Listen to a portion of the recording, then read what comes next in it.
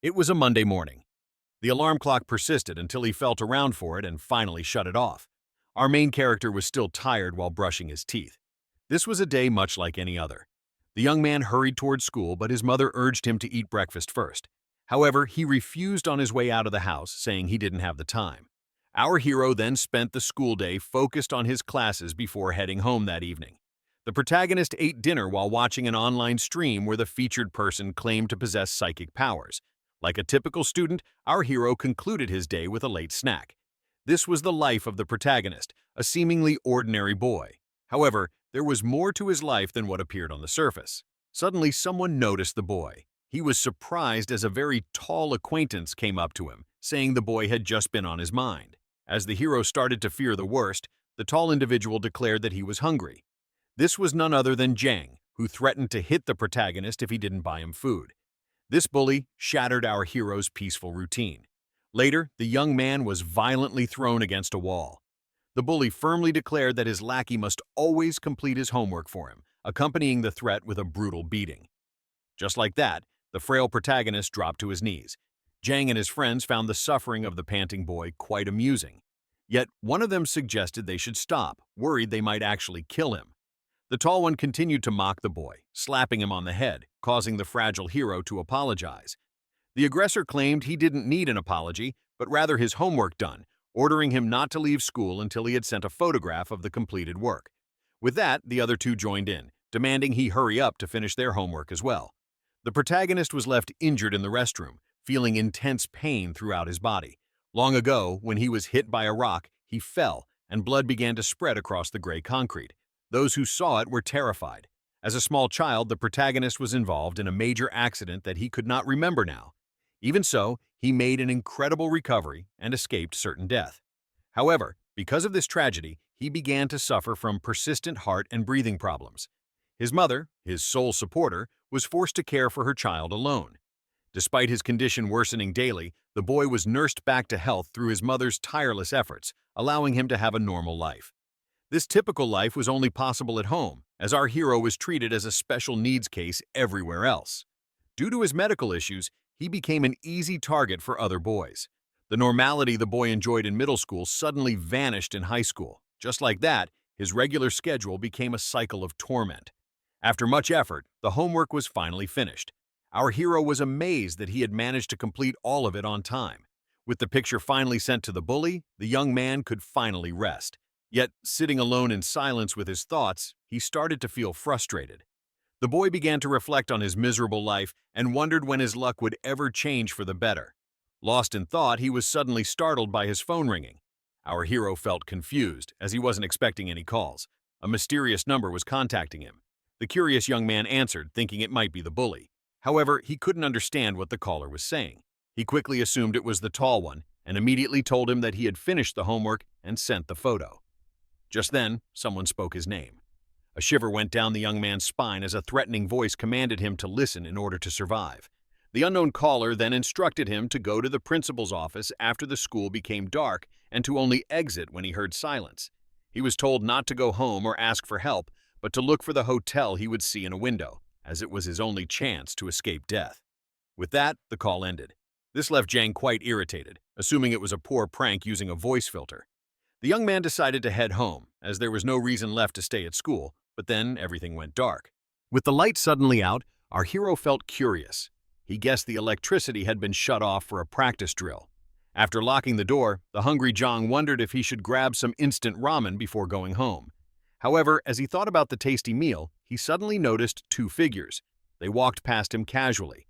Watching them disappear into the darkness without a word, the young man started to think how scary these people were. He assumed they were thugs from outside the school. Jang, having doubts about the two, considered going to tell security. Yet he chose to drop the matter and quietly head home. Only then did he realize that his classroom was the only one in the direction the two had walked. As the young man went to check, wondering if they were actually there for him, he suddenly found himself standing right in front of the two terrifying presences. The boy was sweating hard and frozen still as he was met with unsettling eyes and frighteningly wide smiles. One of the men immediately recognized the protagonist as Jang and claimed they had been looking for him for a long time. The man also stated he was there to see if the boy had the item they needed, based on their information. Jong nervously claimed in a shaking voice that he had nothing that would interest them when something unexpected happened. The hero began to cough up blood after the taller one's hand pierced him. Just like that, he fell to the floor as the maniac claimed he must have the item.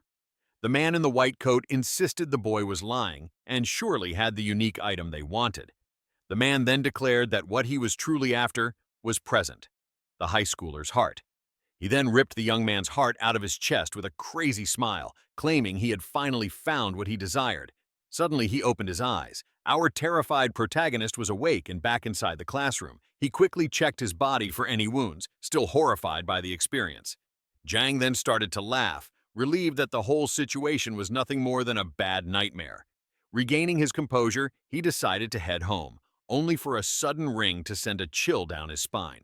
The terrified hero turned his head to see someone calling him, baffled because it was an unknown number, just like in his dream. This left Jang paralyzed with fear of reliving the nightmare. As the phone rang again, the young man was deeply frightened.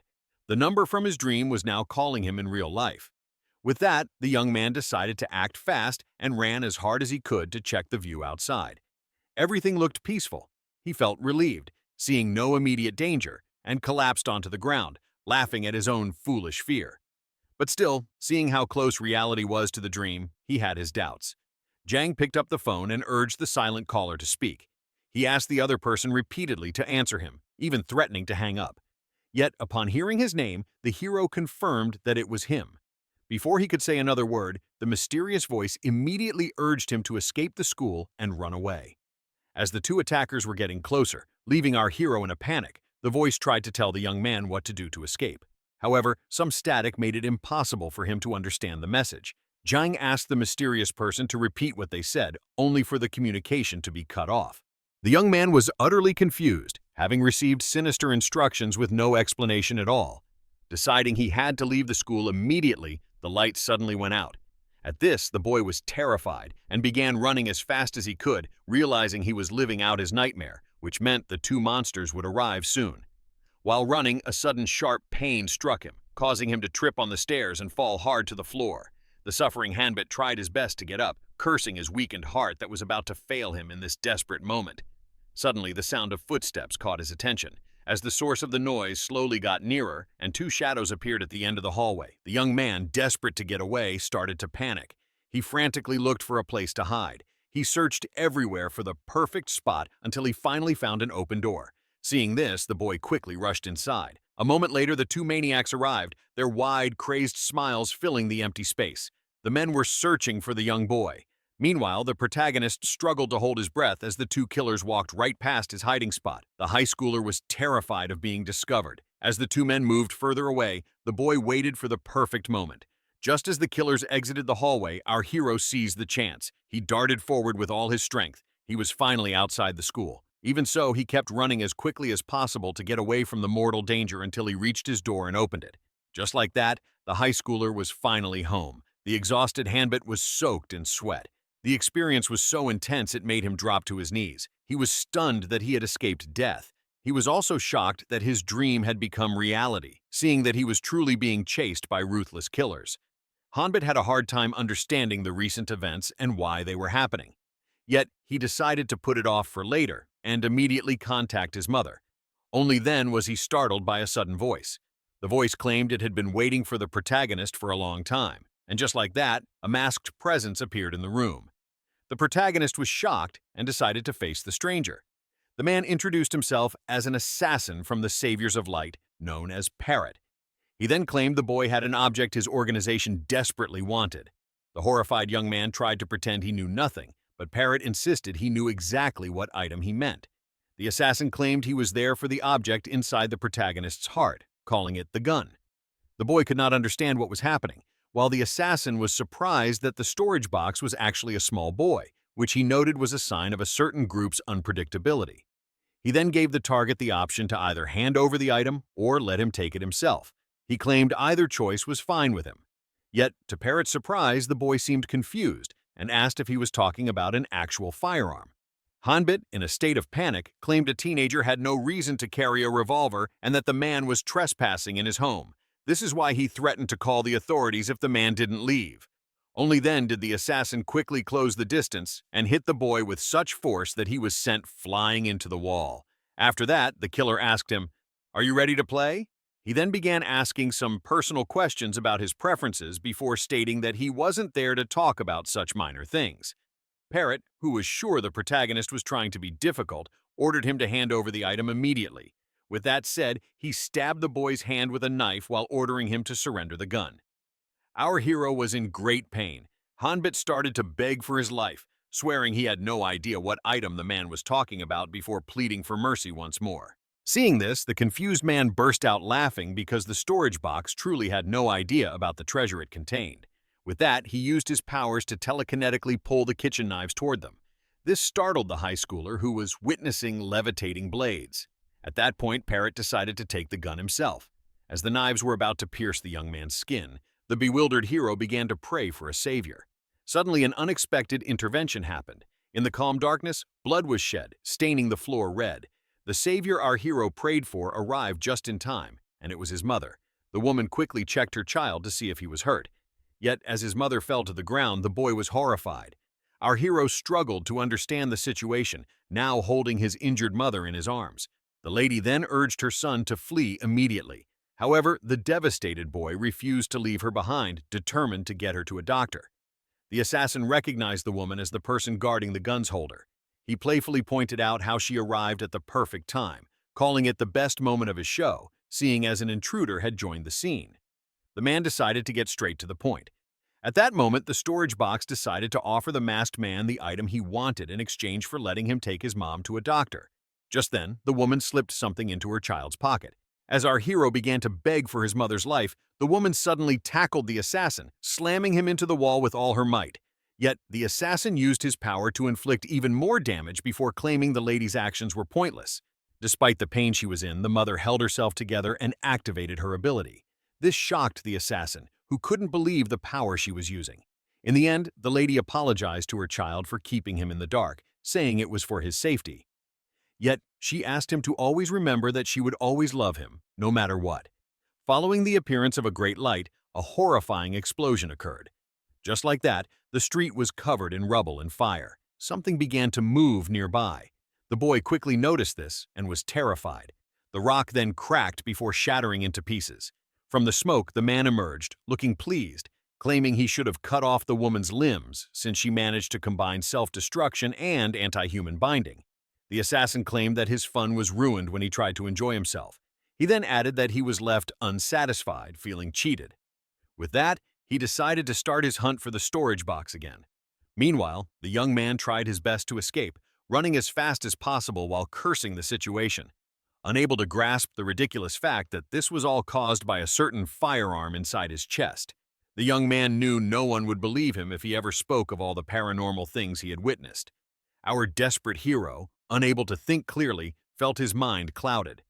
At that moment, he considered running toward the police station, where he would surely be safe regardless of his story. Only then did he remember the words of the mysterious voice. After recalling this, he started to slow down before finally stopping. Our hero remembered being told not to ask anyone for help and to head toward the window where he would see a hotel in order to survive. The protagonist started to recall the call and how it had given him smart advice to escape the first two smiling killers. In that moment of panic, our hero couldn't think straight. Yet, reviewing the facts, he realized he only survived because he did exactly as he was told. This made him understand that going to the police station would put him in danger. The young man then began to think about the mentioned window where a hotel could be seen. Since that description fit thousands of places, the storage box had no obvious hint to lead him to safety. Just then, the assassin arrived and quickly spotted his prey, leaving the boy horrified. His entire body began to shake with fear. He immediately started begging for his life. But upon stepping into a puddle of water, he suddenly looked down and saw a strange reflection. This left him quite confused. The protagonist finally understood that the mysterious message wasn't referring to an actual window where a hotel building was visible, but a place where the reflection of the word hotel could be read on a window. Seeing that he had just read the word hotel as an inverted reflection, our hero quickly realized this was the safe spot mentioned in the phone call. But at that moment, the assassin charged at him. The high schooler was terrified, so he turned toward the building's entrance and decided to act fast, running inside and climbing the stairs as quickly as possible. The young man was terrified, seeing the assassin getting closer.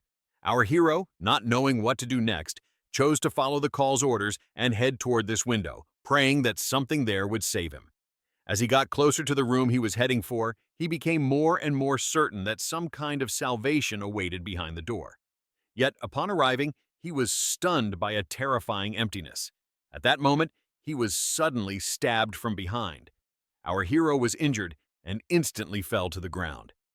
The young man felt himself lying in a pool of his own blood. The injured boy struggled even to breathe as life slowly left his body. The assassin asked if he enjoyed the chase, but our hero, on the brink of death, began to beg for a savior. The assassin claimed he didn't need anyone else around him before asking the boy if he disliked him for being one of the sad clowns, or because of the painful death he was inflicting on him. The madman then insisted that their final interaction should be filled with happiness as he asked his victim to smile, since sadness would look ugly on his corpse before going for the final blow. He couldn't believe it. Just as the blade was about to pierce his skin, he begged for a savior one last time. Suddenly, two new figures burst through the wall and entered the scene. The confused assassin was bewildered. Our hero opened his eyes and saw a mysterious girl with a lollipop in her mouth and a gun in her hand. She then told the clown to leave before preparing herself and immediately shooting the assassin, who dodged the bullet at the very last second. Seeing that the killer used some sort of small barrier to block the bullet just before it could hit his mask, he became entertained to see the two of them arrive and claimed they would be powerless in this situation before apologizing for getting there before them. But at that moment, the one with stone arms charged at him and punched him with enough force to send him flying far away, crashing through multiple walls. With the assassin out of sight, the girl took a moment to check the situation before rushing to the protagonist. She tried to wake the unconscious boy, only to quickly realize he had a lethal chest wound. The older man urged the young Jinsol to retreat immediately, only for her to insist that she needed to apply first aid. So he asked her to hurry up, as the assassin could break free from his powers at any moment.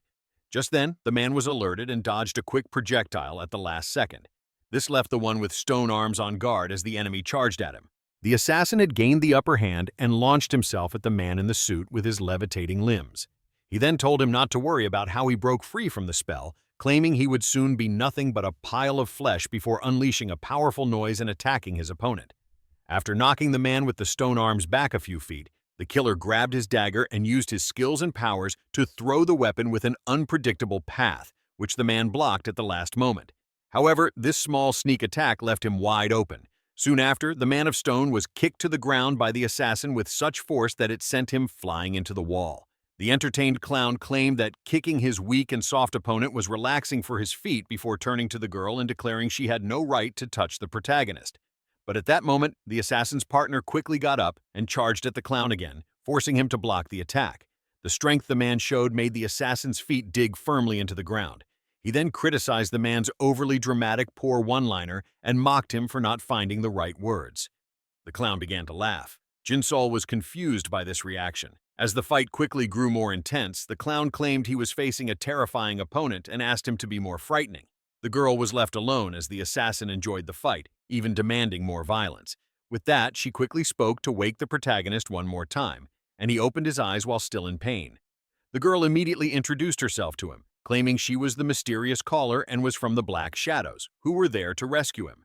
When asked if the Black Shadows were also after the weapon inside his chest, Jinsol denied it, claiming they were there to protect it, and that she had arrived just in time to give him the necessary medical help, as any further delay would put him in danger, before asking for his assistance. Jinsol explained that there was a protective shield around his heart called a limiter, which suppressed the power of the gun. However, this shield, which allowed him to live normally, had been destroyed by Parrot. With that, she strongly urged him to hold on to his sanity to prevent himself from being absorbed by the gun, stating it was the only way to stay alive. Jinsol also asked him to only think positive thoughts, as negativity makes the mind vulnerable to the gun's power, before stating he should focus on his internal struggle and leave the rescue mission to them. But the boy, who was short of breath as usual, struggled to reply until he suddenly stopped struggling. The rescuer was shocked as the boy had passed out, and she screamed for help from her partner, Taedeok. Upon seeing her, the man immediately understood what she needed. So, to the clown's surprise, he suddenly backed away. He then braced himself and slammed the floor with all his might. The attack was so powerful that it nearly blew the assassin away, After the shockwave finished, a large hole had appeared in the floor. Noticing it, the killer was intrigued, as the hole dropped through many floors. He quickly jumped in, thinking his opponents pretended to attack only to flee underground and escape. He also started to think that even if they had a way to escape, it would be impossible because the shadows, who had an injured young man with them, were too slow. This meant choosing to escape underground was actually a fatal mistake. Shortly after the killer landed, he was quite shocked that the enemy was nowhere to be seen. Just as he began to think about how it would be impossible for the slow shadows to outrun him, the killer finally understood and looked back toward their starting point in shock, unable to believe the move his enemies had just used against him. Taediok wasn't trying to create an escape route, but rather a smokescreen to blind him, allowing the girl to use her powers, which finally made him realize his enemies had never escaped by going through the lower floors. Meanwhile, on the rooftop, Jinsol, Taediok, and the unconscious protagonist had finally gotten out of the building. The man claimed they were now safe and suggested heading to the midpoint to meet up with Jihyun, as planned, to cover their tracks, since they had plenty of time. However, his partner corrected him, stating they were racing against the clock. Since the hero was in critical condition and could die at any moment, back then, a gift was given. It was a present from the protagonist's mother to her young child, who was eager to see what was inside the box. He quickly opened it and found a strange item. The lady explained that it was a locket pendant, which the child was clueless about. She opened the item and showed him how it was a necklace that let him store things inside, demonstrating by placing a picture of them into it. Hanbit asked her if the beautiful gift was truly for him, which she confirmed. The mother wanted her child to give her his word. She explained that her gift had special powers, which is why she asked him to promise her to never wear the amulet around his neck after receiving it. With that, the lady asked the little boy if she could trust his word. Back to the present, the girl tried to call Yongju and confirmed to him that they had secured the target. The person on the other end told Jinsol he was at the midpoint where everything was ready, but upon hearing that issues forced them to go straight to the escape point, he demanded an explanation, only for the lady to claim she didn't have time for a conversation. So he decided to join them there. Jinsol told Taediok that their colleague's rabbit hole would let them escape to safety even if they were found, meaning they needed to head for the Jihyun building, which was within Yongju's ability range. The two partners' task was now to make it to the building alive. At that moment, the older one realized something was wrong. Since they hadn't run into any enemies yet, he guessed it must be some kind of trick. He was quickly tackled by his junior, who urged him to stop bringing bad luck and instead praise her hard work, threatening to hit him if he caused any problems. Just then, she quickly noticed something alarming and pushed her partner away with her foot, urging him to dodge. Just like that, the two of them narrowly avoided a quick projectile, something so powerful it destroyed a small piece of the rooftop. Seeing that the projectile was a bullet coated in leafy, Taediok realized they were now facing a sniper. Jinsol was once again greatly annoyed at her partner, who had attracted bad luck while she was using her skill detection. The lady's ability covered a wide area, allowing her to sense every living soul nearby, until she finally found the shooter. The sniper quickly reloaded, surprised that both of his targets had dodged his shot. With that, he decided to try again, which did not escape the lady, who forced herself to drag her senior to safety by his tie. 4 bullets were fired quickly using the sniper's power. None of the 4 shots managed to hit either of our heroes. Just as the hitman was reloading his gun, Jinsol informed her stony senior that they would charge at floor 4 once she counted to 3. But the man thought this was taking too long. At that very moment, the sniper made his move. And so, the girl yelled the magic word, allowing them to jump off the building at the right moment to escape a powerful shot. With that said, the 3 of them began to fall head first toward the glass on the 4th floor. Just like that, the 3 heroes crashed into the next building. The sniper quickly reloaded his rifle and aimed at his enemy, only to be left confused. The man was especially annoyed that his targets managed to get away, so he contacted the doctor and apologized for his failure, making excuses for what happened. The sniper then gave the 2 men in white the enemy's location and told them to confront them. Meanwhile, Taediok, annoyed that an enemy appeared just when he was talking about them, began to wonder if the escape point had been found out. His partner, however, claimed that based on the enemy's position, they could assume the shooter was just tracking the boy, which is why they saw them. This relieved the senior, who realized that being found out meant another enemy would likely show up soon. Jinsol confirmed that they had been lucky until now and could no longer afford to take a longer route, as they had been running non-stop for so long. Just then, the girl noticed something was wrong. She quickly turned around and saw the young boy shaking.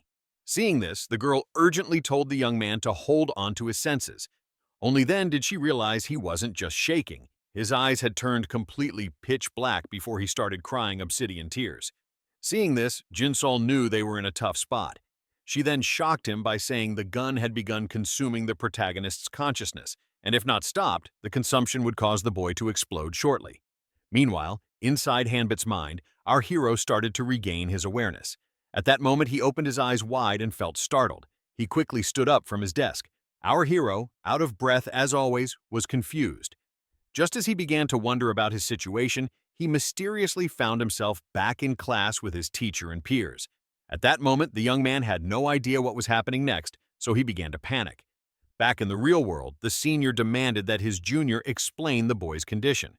She explained that while she didn't know much herself, according to their leader, the gun known as Dead Star always tries to take control of its user. And even though the gun was sealed, if it were suddenly unleashed, everything would go horribly wrong. The weapon's user would be affected by the energy it gives off, forcing them to sleep in the deepest part of their mind. At that moment, someone called out to our protagonist and brutally smacked him on the back of the head. The aggressor was yelling at the young man for waking up and getting the teacher's attention. Inside the deepest part of the mind, one will face their worst fear, the one they desperately tried to run from. If the host of the Dead Star dies inside the nightmare, he would die in real life, as his body would be overfilled with energy, ultimately causing him to explode. Taeyeriok realized the boy was now a ticking time bomb that would go off if he failed to overcome his fear. The man refused to simply wait until the boy blew himself up and decided to call the mission a failure and retreat. However, the girl claimed she would find a solution. According to Jinsol, even though the gun was sealed, the boy should have been exposed to it before. Therefore, there must be a failsafe, since he had survived for so long. With that, she began to scan his body, looking for any important symbol or object that could stop the process. Only then did she notice something appearing. To the senior's surprise, the junior claimed the solution must be inside the necklace. Yet, seeing this, the one with stone arms couldn't find any logic in those words. The girl claimed she was just as clueless as him, but guessed it could wake the protagonist up, seeing that it contained a small amount of Leffy inside it. Taeyeriok claimed this was just wishful thinking, but his partner insisted it had to be it, since a normal boy wouldn't have a Leffy item on him. So, he agreed to go along with her crazy idea, claiming they would surely die if the boy hadn't woken up by the time they entered the rabbit hole. Just as the man began to warn about what needed to be done if the boy didn't wake up by the time they reached their goal, she told him to stop talking because she knew her job. At that moment, both of them felt something move and looked up to see two shadows hovering over their heads. After a powerful landing, our heroes found themselves facing a huge cloud of smoke. The person who caused it immediately commented on a certain someone's simple-mindedness and criticized the black shadows for treating an injured man that way. The doctor, who had just arrived, claimed he couldn't ignore such an injustice. Stating that the protagonist was one of his patients, he promised the black shadows not to harm them if they gently returned his patient. However, he also threatened them with severe, irreversible injury if they refused to cooperate. Back inside the boy's mind, he had been slammed into his desk, making him fall to the ground in pain. Our hero was then grabbed by the collar.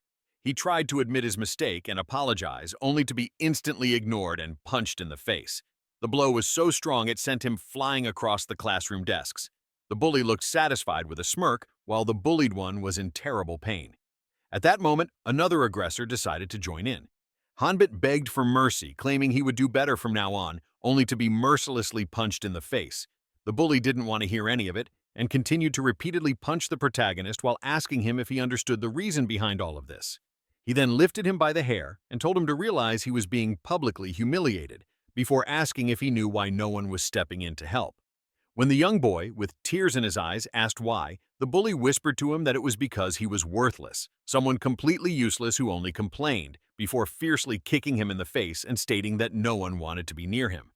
He then kept stomping on the victim, claiming that his life and weak body were useless and a burden to everyone. With that, the bully urged his victim, whom he deemed worthless, to disappear, claiming no one would miss him before delivering the final, ultimate kick in this attack. The hit was so powerful that the boy's necklace was ripped off his neck. Just like that, blood was scattered in the classroom. As he fell to the ground, unable to move, the boy started to think and couldn't help but find truth in the tall one's cruel words. His weakened heart would always stop him from completing his tasks, forcing others to do them for him. Even though people were kind at first, no one was patient enough to put up with his weakness for long. Our hero had lived his whole life like this, seeing himself as useless because of his permanently damaged heart. He started to feel that death would be a sweeter fate than the pathetic life he was living. But just as he was about to stop fighting, a purple light appeared on the floor. It was a violet flame burning something. This surprised our hero as it was a picture of him and his mother inside the locket. Looking at this baffled our hero as he watched the precious item vanish into the wind like ash. The men in white then claimed that the boy's critical state was actually a good thing, since he risked exploding and destroying a large area. They stated they could remove the gun from the boy to eliminate the risk before urging them to make a choice. Jinsol claimed she didn't expect those in white to be that smart.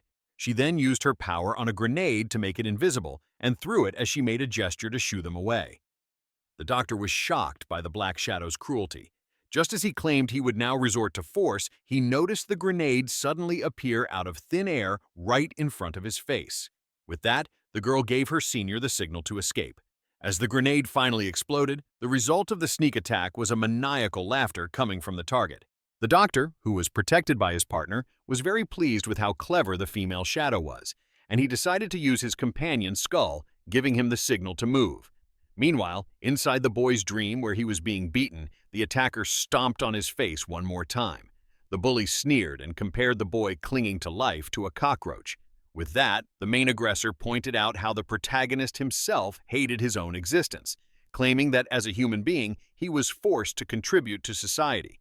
So, he threw a weapon onto the ground, stating that the only way for our hero to be useful was to take his own life.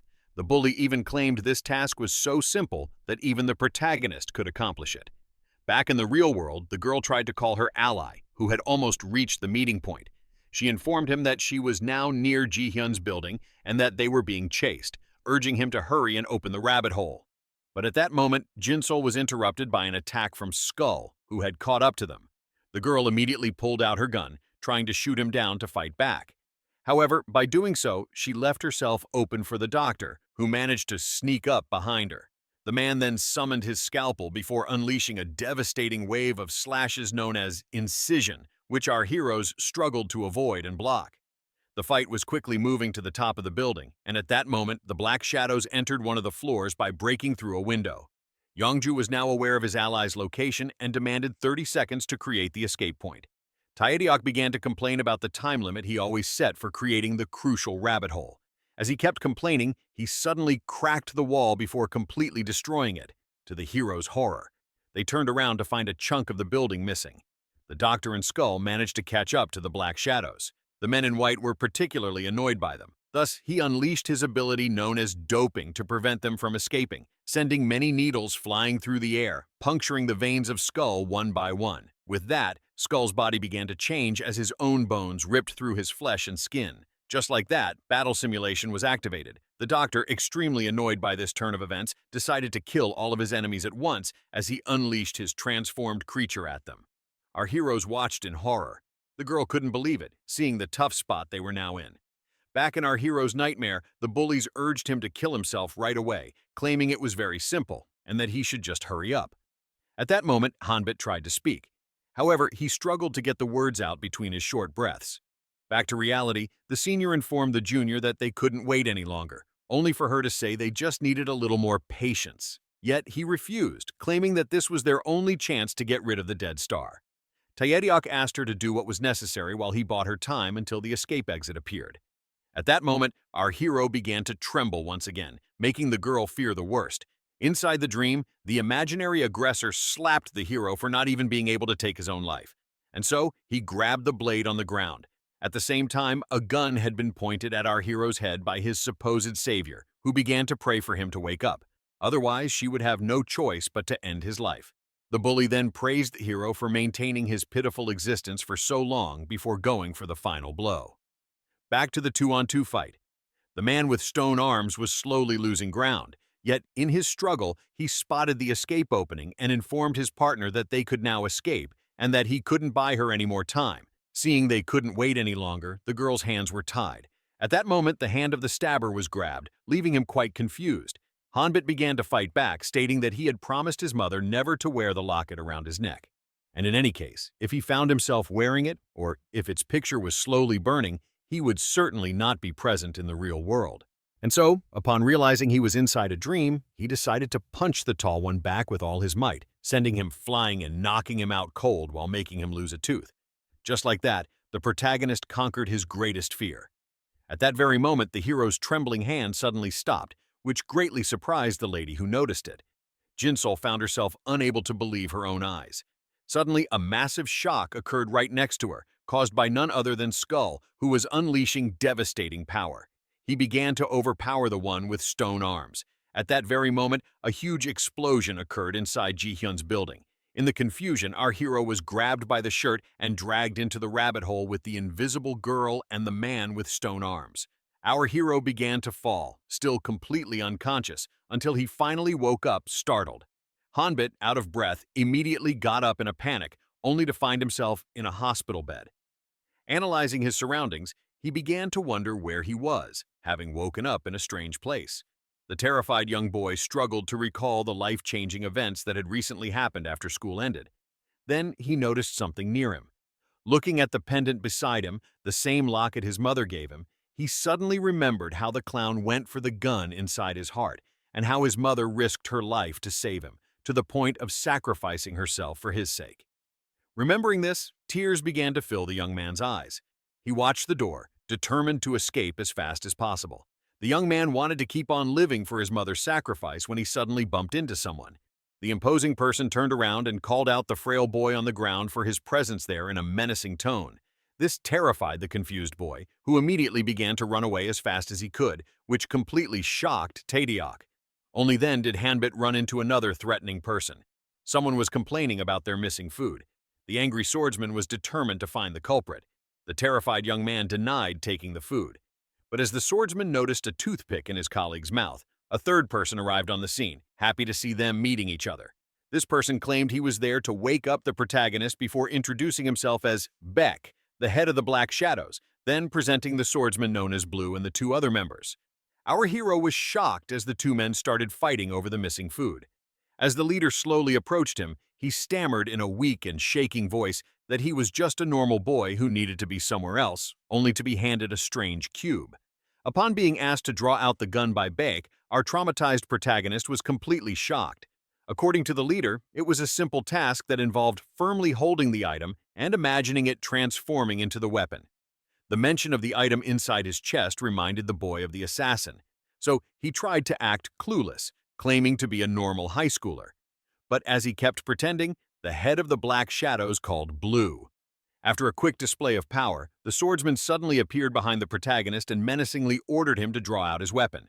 He claimed the boy had until the count of 3, which left him very confused. Hanbit tried to sort things out with words, only for the countdown to begin. The crying protagonist claimed he had never seen a real gun and swore he was telling the truth. Yet, Blue kept counting as he slowly began to pull out his blade. With that said, our hero had no choice but to comply. The traumatized boy then firmly grabbed the cube and began to beg for it to turn into a weapon. Seeing no result, Blue took a deep breath before finishing the count and charging at the young man. At that moment, a kind of dark power emerged. Something suddenly appeared in the protagonist's hand, which startled the swordsman. With that, a great blast of power occurred, shocking them both. Just like that, a horrifying beam of dark energy was unleashed, leaving a massive hole in the rooftop and a swordsman who miraculously avoided harm. Seeing this, the shocked young man fell to his knees. He still couldn't believe he was holding the rumored gun. The leader jokingly claimed the boy had betrayed his oath before pointing out that he didn't expect the situation to be this critical and that they would have been in trouble if they had waited any longer. Suddenly, the gun was aimed at Beck, and its terrified wielder demanded that everyone stay away from him. The startled Jinsol urged him to put the weapon down. Hanbit started to cry his heart out, swearing he had only just learned about the weapon and knew nothing, and demanded to know why he was being tortured. Taedeok tried to reassure the protagonist by claiming the swordsman meant him no harm, only for the boy to argue that he was wrong, seeing as Blue had just pointed his blade at him. Seeing the hero begging to be released, the leader decided to tell him about his dying condition. This greatly confused the young man, who demanded an explanation. According to Beck, the hero's gun was a parasite that feeds off the host's energy. While this weapon would support a strong user, it would reject any weak one and consume them to try and take control. Hanbit managed to avoid the worst because of the power of his locket pendant, but since its abilities were limited, if nothing is done in 15 days, the boy who fails to control the weapon will become its pawn and suffer a horrifying death. Hanbit, shocked by the harsh truth, yelled that it was all a lie while waving the gun around. But as he shouted that he shouldn't meet his end this way, the leader grabbed the gun and made it disappear, showing how happy he was to see that the boy still had the will to live. The boss then claimed they would help the protagonist conquer the weapon, urging him to follow in silence to survive. He said they wouldn't get to enjoy a proper lunch, so he shouldn't leave right away. A negative feeling caused by the hero's brain as he was now living a life he didn't choose but was forced to accept. He began to think about how powerless he was to change the past and compared himself to spilled coffee, which couldn't be put back in the cup. Later, at lunch, he asked his new friends what they should do next. While the golem and the swordsman began to argue over food, the hero suggested that this parasite should be surgically removed from his body. Yet the girl insisted the gun was too clean and that the best choice would be to accept it. The leader claimed that our protagonist needed to be taught three things, with the first two being training for the brain and the body. He would also need to be taught about Lide, which is the source of all energy. The boss even claimed they should start right away, which confused the protagonist. Shortly after, our heroes took a bullet train. Our hero began talking to his mother about how he managed to find someone to help him arrange the funeral, and that despite his deep grief, he couldn't cry because it would be too dangerous to visit her grave. He started to think about how he had barely escaped death. According to Jinsol, his attackers were a group with the ironic name Saviors of Light. It was the first time our hero had ever heard of them. So, Blue explained that the members of the Saviors of Light were all Leet users. This confused the young man, which is why the swordsman explained to him that every existing object and being has its own energy known as Liti, and those with the power to control it are called Liti users. The term Lite refers to the goddess of oblivion, which fits well, seeing how few people even notice it, and even fewer can learn to control it. Lite manipulation allows a person to move beyond normal human limits and gain extraordinary, fictional-like abilities. Since all members of the enemy group can use this energy, they use their powers to erase traces and memories, making it impossible for ordinary people to know they exist and very difficult for the government to find them. This baffled our hero, who realized that the clown who controlled knives wasn't some unique individual, which the girl found funny since it was said by the one with a parasite. Shortly after, the leader unlocked the door, suggesting they end the talk and enter the room. Entering this apartment confused the young man as the others mentioned going to a base. Only then did he understand as the room suddenly began to change. Just like that, the young man who entered a small room was amazed to find himself in a completely different location that served as the way to the HQ. This confused him greatly, as it didn't make any sense. Taediok told him to get used to his new life, while his junior put the young man into the care of their leader as they needed to leave. Beck then asked the young man if he wanted to come with him to handle some necessary tasks. He then asked about the young man's feelings. With sadness in his eyes, he claimed he was getting better. The young man then asked how he should address his superior, reminding him that he had joined their team, which is why he was told to make himself comfortable. The leader then asked the new recruit if he was familiar with the Law of the Red Queen.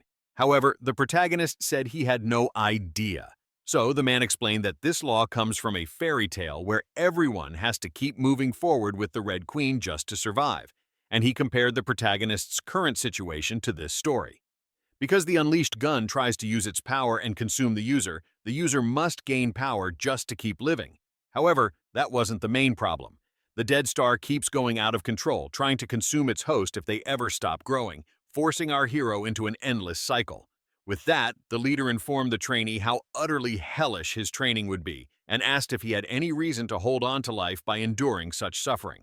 After thinking about this, the stuttering young boy decided to ask why the deadly parasite was inside his heart in the first place. The leader only grinned, cracking a soft smile as he claimed that no one knows for sure. The young man, shocked, stated that when his mother asked them to protect her child, she explained the whole situation to him. Despite having many questions, the communication had been cut short. Beck affirmed that with the passing of his mother, the boy would have to live on to discover the truth he sought. The leader then stated that he had no more information to share with the boy. So, after a brief moment of thought, Hanbit firmly clenched his fist, declaring that because of this situation, he wasn't allowed to lose his life. he would have to live a daily life of pain because of the weapon. And even though his mother had supported him until now, which was why he survived, he started to wonder about her lies regarding his accident and the life he had been living. This was why he felt hatred toward his lying mother for the first time ever, and yet he didn't want her memory to die along with him. Thus, our hero was now more determined than ever to live until he discovered the reason why his mother hid the powerful weapon inside his heart. Hearing this, the leader couldn't help but smile.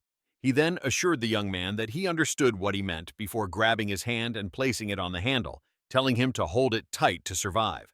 Before the boy could even process what was happening, the train suddenly began to move. Our hero found it hard to stay on his feet as the train had been knocked off the rails. After rising a few feet into the air, the heavy vehicle then began to fall back down onto the ground, smashing fiercely onto the tracks. This event detached one of the wagons, which continued to fall until it was utterly shattered at the bottom. It was only a matter of time before the rest of the train followed the first wagon. Seeing as there was nowhere left to stand, the young man clung desperately to life, trying hard not to fall off.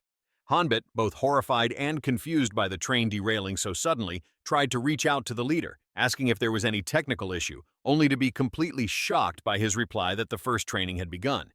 Beck wanted the young man, who was clinging to life above the void. Hanbit claimed he couldn't pull himself up, which is why he begged for an easier training, promising to do his best. After explaining the basics, Beck stated that this training must be surprising for the young man and revealed that it was meant to strengthen his body. He stated that for the young boy to complete the test, he would need some help with his balance before throwing a purple ball of energy toward the protagonist. Striking him in his core, the holder of the gun was overcome with a strange, painful feeling. Something powerful began to flow into his veins. Just like that, he burst forth with power. When it was all over, the boy was surprised by the blue aura surrounding his body. Yet this energy felt foreign to him. So his trainer explained to him that this was the latent energy inside him and that everything possessed this hidden energy that usually doesn't affect the outside world, but awakening it in a special way would allow the hero to make it flow out. The young man was curious about what would happen next. So the leader revealed that he would soon feel exhausted because of his inability to control his energy, but he reassured him by claiming that it would take a long time. Beck explained to the holder of the dead star that he was now in a power-up state that would allow him to double or triple his strength, enabling him to climb up. Our hero had a hard time understanding what he was hearing. His trainer explained that he would understand it once he tried. Thus, he tasked him to reach the handle after the next one, which would finally allow him to understand the explanation. This confused our hero. Looking at the objective and seeing how far away it seemed, the young man refused to do the task, claiming he wasn't capable. He stated that it was already a struggle for him to keep hanging on for this long. Yet the leader assured him this was trivial and stated that he should feel more comfortable hanging now than before the awakening of his inner energy. Our hero was shocked by those words, yet he realized they were true. Because despite the difficulty he faced at first, it was now very easy for him to keep hanging after the energy flowed out. And so, as he began to wonder about his newfound strength, the leader urged him to hurry. With that said, the young man decided to use the handle near his foot to give himself a foothold. After taking a deep breath, he launched himself upward, trying his best to reach the target until he finally managed to grab onto something. But to his shock, this wasn't the handle he was assigned. In fact, the young man had reached a much higher objective. And so, as the boy began to scream, overjoyed by his accomplishment, the leader cracked a soft smile as his point had been proven. Meanwhile, on another train, someone was feeling worried. The one with the stone arms feared that the intense test would discourage the motivated young hero. But as Blue claimed he had total faith in their leader, Telekinetic was clearly annoyed because he felt Blue was only disagreeing with him for fun. And so they started arguing again, which annoyed the invisible woman. Jinsol claimed it was necessary for Hanbit to finish his intense training since he only had half a month left. Even so, her senior thought it was still too harsh for a teenager who had just survived deeply traumatizing events. The girl argued this only reinforced her point. Surviving this immense pain would allow him to master the gun, saving them a lot of future training. Unlike physical power, mental strength, which was vital for controlling the dead star, needed time to develop, and if the hero was poorly trained, he would be consumed by the parasite, causing him to murder countless innocent people. Meanwhile, the young hero was amazed by the inner energy inside him that was constantly restoring his strength. With that, The young man had faith in his own body and was certain he could pass this test. Suddenly, blood started to come from the protagonist's arm. The startled young man fell off the train in pain, landing in a safe spot that kept him from falling to the bottom. Hanbit began to tremble from the intense pain. Seeing his arm was bleeding and hurting, he reported his injury to the trainer, claiming he couldn't move due to the pain. This is why he asked for a small break to let the energy heal his arm, only for the leader to refuse and urge him to keep going. He informed the hero that he hadn't been magically upgraded, but had only gained a massive amount of stamina, and such injuries were expected for his untrained body. The man even claimed the hero had released enough energy to resist the pain and quickly climb up, and that such injuries were bound to happen sooner or later. But as the boy stated his arm was sprained before begging for help, his trainer yelled at him to stop making excuses. This sudden shift in behavior greatly surprised our hero. Beck explained this was no normal test, but a trial for survival, meaning he would have to withstand even harder training to stay alive. The leader explained that he was training him based on his mother's request, and he wouldn't stop him from giving up. Yet, since he was still unable to control the power of his parasite, he would destroy the gun and the host to prevent any future disaster if he ever chose to surrender. As the train kept dangling above the void, the boy begged for mercy, claiming he would do his best, and so, with renewed fighting spirit, he looked upward. With that, our hero braced himself, but upon doing so, something tore in his leg, making him roll onto his back in agony while screaming about the pain in his leg. Beck asked him to spare himself and surrender, as he wouldn't survive if he failed this test. The young man tried to argue that he was in too much pain. Then, something strange happened. As the train began to fall again, leaving our hero terrified, the leader told him that all of this was useless if he couldn't grow in a month. He stated that determination was the only thing the boy had left. And so, despite his tears and the pain, our hero decided to ignore it and reach the top, only to be struck by agony once again, leaving him in great suffering. The boy was very upset and asked for a timeout, claiming he was unable to climb back up. With that, the man showed a disappointed expression before claiming he had misjudged the situation, assuming the trauma the young man had gone through would have made him stronger. Yet, to his shock, it had turned him into a total whiner. Our hero was then shocked as he was told his mother would be ashamed of him. Hearing this, frustration began to build up. The leader was shocked, seeing that he was suddenly being forbidden from using those words. Hanbit affirmed that the man shouldn't talk about things he didn't know, stating that he had no idea of the suffering he endured due to his condition, which made him a laughingstock among his peers. The protagonist insisted that the leader had no right to speak so casually about his mother's opinion. With that, the boss accused him of faking his injuries and of turning his lifelong trauma into a weapon. According to the boss, no one easily gets used to surrendering, claiming that the young man never truly tried to make an effort because of his injury.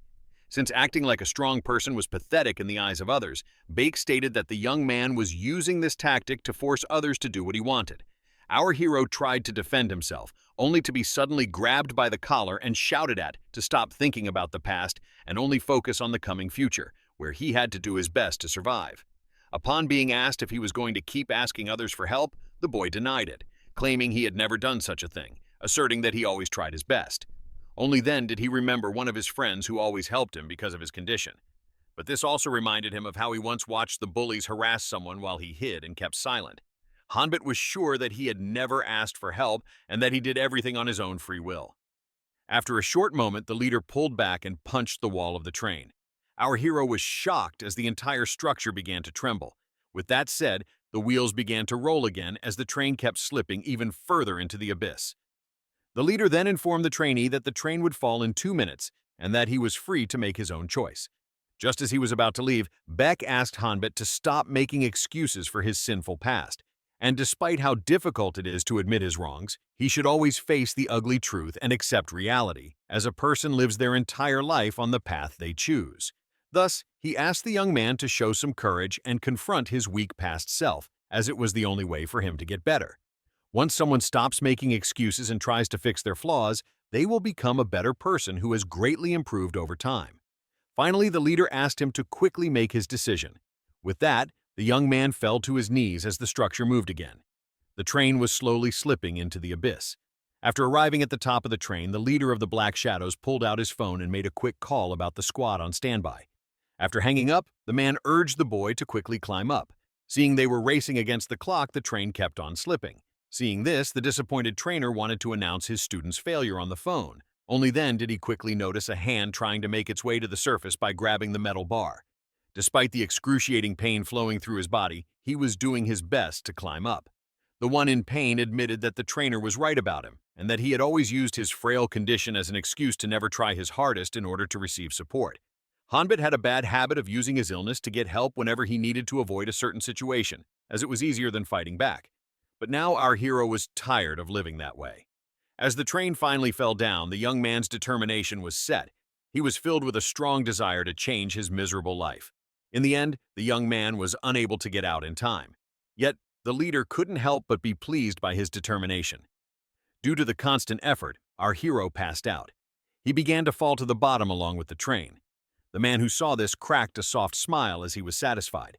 With that said, Beck would now continue to guide the protagonist as his real training would begin shortly. Meanwhile, somewhere else where a cocoon was present, something began to move inside it until it finally burst out of the silk. The person inside it fell to the ground while coughing up the strange liquid that was inside. There were many other cocoons in this place. Our protagonist was trying to catch his breath while wondering about the strange fluid covering him. But as he began to wonder where he was, seeing as he only remembered the train incident, he started looking closely at the liquid dripping from above his head. The confused Hanbit turned around only to find a giant spider right above his head. Seeing this, he couldn't believe it and started screaming, horrified. He struggled to understand why the enormous arachnid was there. In a panic, the young man began to scan the room, looking for an exit to flee the scene. Only then did he notice another person standing on the silk above, asking him why he was no longer in his cocoon. The girl found it strange, seeing how spider silk is usually a very strong material. As she began to search for the reason, our amazed hero asked the girl to identify herself, making her realize she hadn't given her name yet. She introduced herself as Solmi, the one responsible for the team's recovery and the person who healed the protagonist after his encounter with the Saviors of Light. Hearing this greatly surprised our hero. Hanbit then urged Solmi to get the creature away from him, thinking he was going to be eaten, but she reassured him that the spider was harmless. The spider was introduced as Ara, who had experienced a sudden growth spurt and whose webs were perfect for recovery. She assured the protagonist this place was safe and perfect for healing. Solmi then informed the protagonist that he shouldn't go outside, as they would be spending a few days there, before pointing out how cute Ara was. This left him quite disgusted as he thought about her words. At that moment, the young man realized something odd and demanded an explanation for why they would be staying there for a short time. This made Sulmi realize that no one had told the protagonist about the plan, and as she explained it to him, he was completely confused. Shortly after, stones were being dragged. Someone urged Hanbit to hurry up, claiming he was too slow. This new trainer was very displeased with the pace the young man, who was dragging a huge block of stone, was moving at, until he finally fell to the ground. Our hero, covered in sweat, stated that he had reached his limits and would be unable to pass this trial. Yet, Taeyeriok affirmed that the fact he could still talk meant he could do more of this non-lethal training, before demanding him to get back on his feet and keep pushing himself until he finally collapsed for the sake of gaining strength. With that, the trainer informed the trainee that to rest, he would have to move forward with all his might before kicking him away. Just like that, the protagonist's hellish training kept going. Sometime later, he was awakened by drops of water. Hanbit quickly got up as someone explained to him how regular humans couldn't use their inner energy because their Li channel was blocked. This meant the inner energy circuit would certainly get blocked if he stopped the Li from flowing inside. Blue explained that a regular person could only access their inner energy by destroying the blockage in their system. The swordsman then confused the trainee by asking him if he could feel his inner energy. And before our hero could even process what was happening, Blue immediately moved and firmly punched him in the forehead, knocking him away a few feet. Blue then asked the one he punched if he managed to feel the inner energy he showed. The crybaby, who asked why he was being hit, was then hit with a beverage aimed at his stomach by the swordsman, who then braced himself before delivering the ultimate punch that sent our hero flying into the trees with such speed that he easily broke through them before crashing into a large one deeper in the woods. Blue was trying to make some spots susceptible to inner energy, even more sensitive to Lite. The teenager claimed he couldn't take it any longer, and, despite understanding the man's reasons, demanded another way to train. Blue stated that he understood the young man's pain very well, claiming it was a struggle they all had to face, and that he could take his time. Seeing that they just needed to attack the same spot over and over to make the inner energy burst out, The bloodthirsty swordsman was confident in his method.